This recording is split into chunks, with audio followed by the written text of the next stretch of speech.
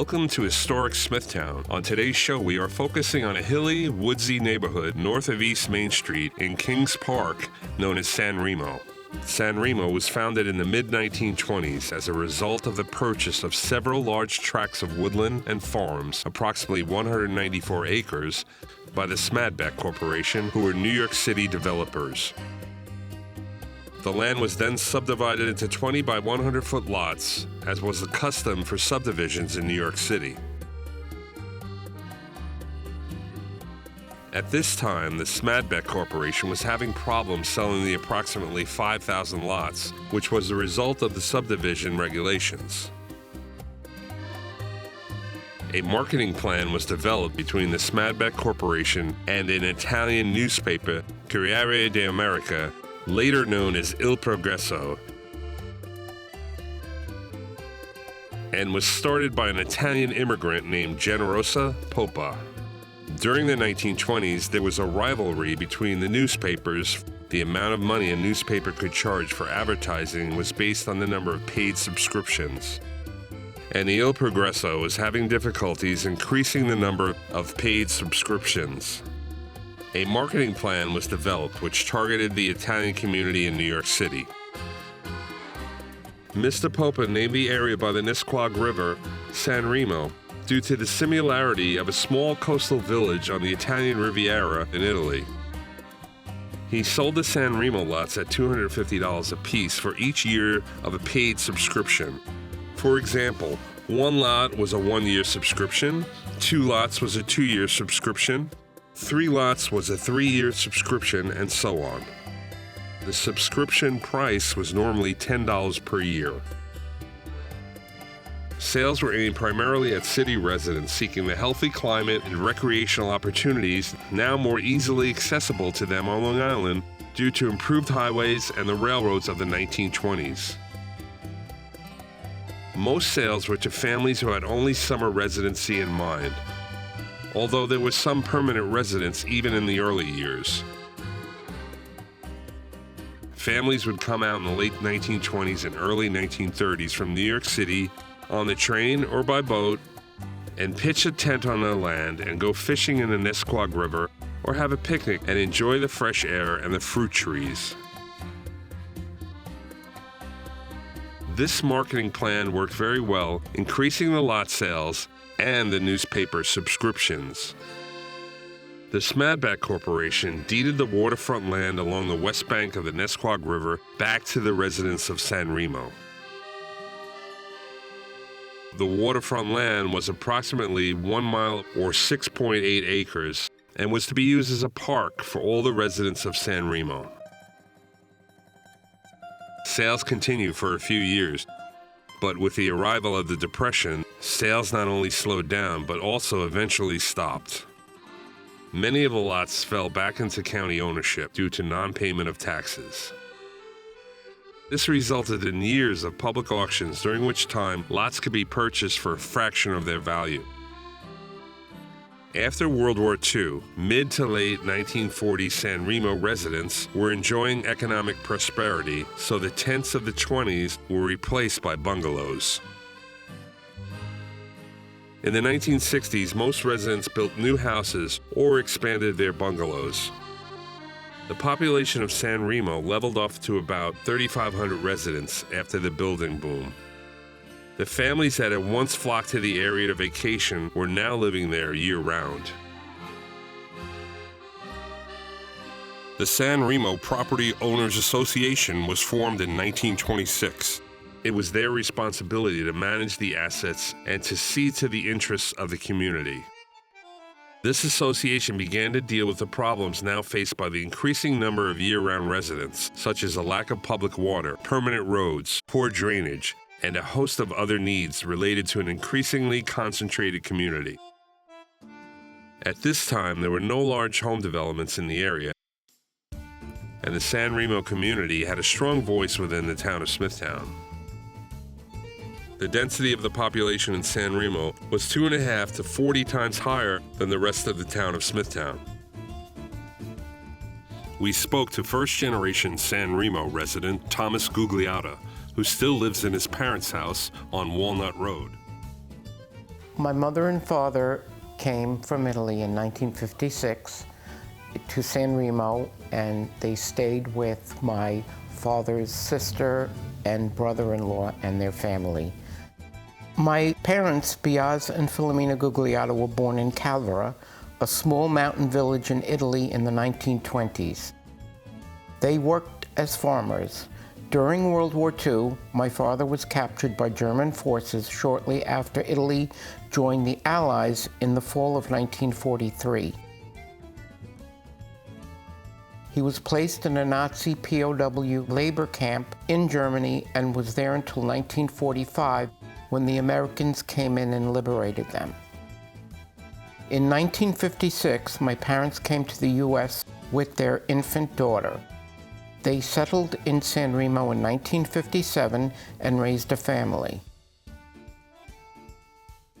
My father worked as a bricklayer and mason. In 1969, he took a job at the Kings Park Central School District as a custodian at the high school. He retired in 1986. In 1969, he also became a U.S. citizen. He was friends with Cy Donnelly of the Suffolk County Police Department, who helped my father on the path to U.S. citizenship. It truly was one of the proudest moments of his life. My father was a self-taught and gifted harmonica player, and he loved to garden in his back lot in San Remo, growing tomatoes, squash, parsley, and figs. In 1981, he was featured in the Smithtown Messenger for the 5-foot parsley plant that he grew that summer. My father was well known and loved in San Remo, known for giving out the tomatoes and squash that he grew and playing the harmonica for the people in the community.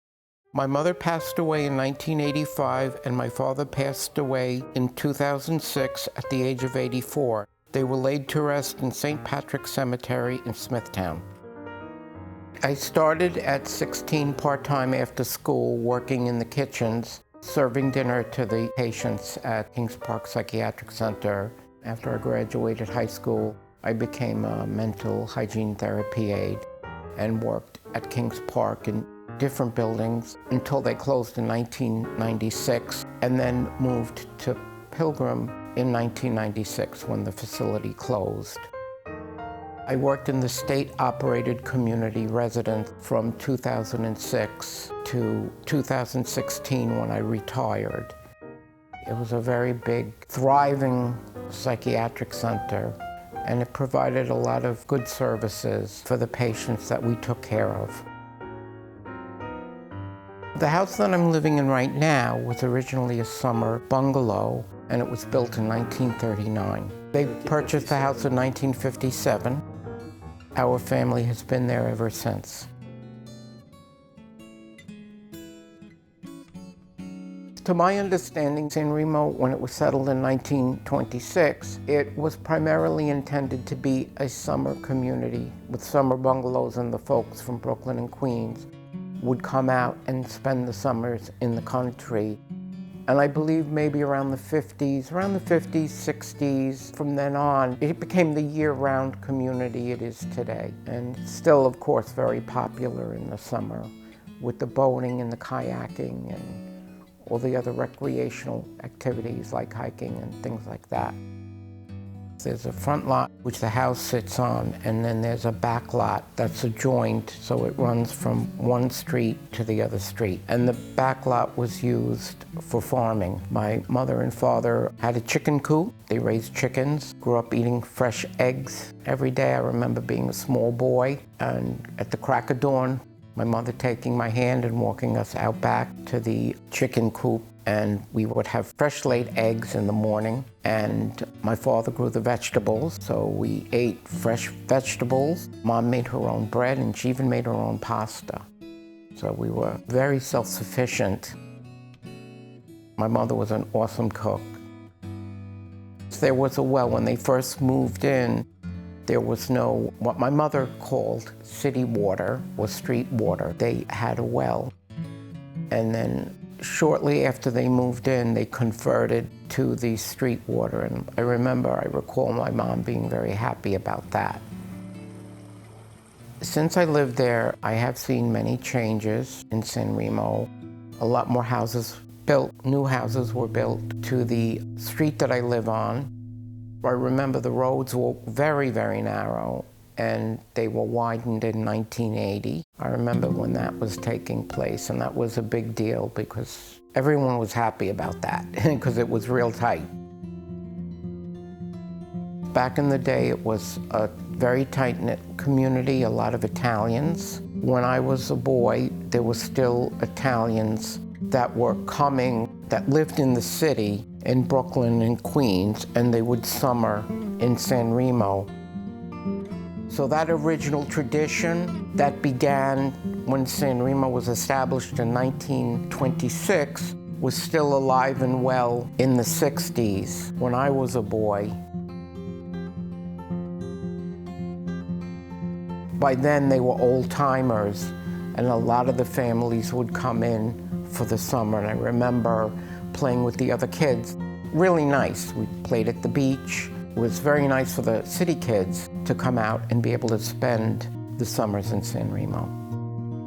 One of my fondest memories, there's a few, I remember there was a small houseboat called the River Queen, I believe. It was small, but at that age, I was so small, it seemed giant. And I remember standing at the shore, just being in fascination of it, looking at it as it went down, sailed by. Another great memory I have is my dad walking us children down to the river, and we would stop in at Ferrara's Deli, and he would buy us a Coca-Cola, candy and soda, ice cream, things like that. I used to like to go on the beach and look for shells and things like that. That was very interesting. They also had every summer the San Remo Fair on the waterfront there.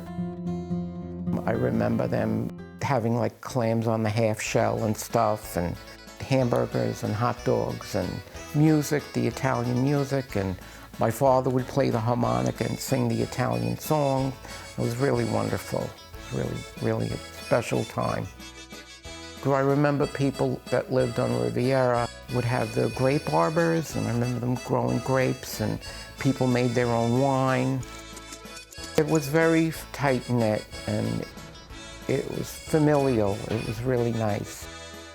Well, it's a beautiful place. It's got natural beauty. It's got the beach. It's got the water. It's got hiking. It's really got everything you can want. And I remember when the bars were open back in the 60s. I remember Pete's Tavern. I've seen some bungalows that were updated. Some of them are no longer there. They were taken down, and then there was a lot of new construction since I was a child. And it's just very rich in history, that the people that came, that settled it, that came before them, and that the legacy that they left. One of the oldest and original families to settle in San Remo in the early 1920s was the Ferrara family. James V. Ferrara, also known as Jimmy, was one of San Remo's first business owners whose pride in his store helped San Remo's growth. The main road along the water, known as Riviera Drive, was dedicated and renamed to James V. Ferrara Drive in September of 2013. Ferrara's daughter, Josephine, organized the party in her father's honor.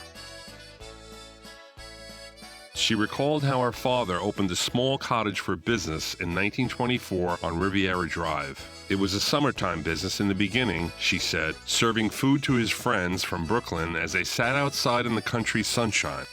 In 1939, he started a year-round grocery store in the cottage. The San Remo Ferrara Grocery sold baked goods, fresh produce, fresh chickens, Italian meats, cheeses hanging 5 feet long from the ceiling, oval clams, macaroni, and kerosene. Her father was famous for his homemade lemon ice, which sold for 5 cents per cup. During the Depression, when people didn't have a lot of money to spend, He would tell them to pay me when you get it. With his friendly demeanor, the store thrived. In the 1940s, Mr. Ferrara expanded his store. He and his family built picnic tables on the grassy area in front of the scenic spot that overlooks the Nesquag River. By hand, they built a wooden pier, floating raft, and a tall swing set right in the water so kids could swing out and splash right into the river. It was a homegrown water park to encourage the San Remo kids to stay in the community close to home for their entertainment. The structures had to be rebuilt every year because it would get damaged from the ice. One of the early settlers of San Remo, Jimmy Ferrara, helped make it possible for others to move out of the city and settle on Long Island. Jimmy sold affordable real estate lots from the Il Progresso newspaper. Mr. Ferrara told his family that he loved San Remo because it looked just like his hometown in Italy, Santa Teresa. While her father's store has long been converted into other businesses, most recently a pizza place, James V. Ferrara's legacy lives on. Many of the original adjacent lots were purchased and combined to build bigger properties. Some of the original bungalows still exist today. Some of the houses have been redone to accommodate bigger families. The Property Owners Association maintains the almost 7-acre property along the waterfront with a playground and a basketball court. Many families have been here for generations. They all have a lot of pride in their small, tight-knit community. They do some community get-togethers like Easter egg hunts and picnics throughout the year. San Remo is a small, hidden gem of a neighborhood on the Nesquag River with houses of all shapes and sizes in northeast Kings Park. It's part of the rich history of the town of Smithtown and has helped to shape the fabric of the community we live in today. For Historic Smithtown, I'm Kenny Bernardini. Thanks for watching.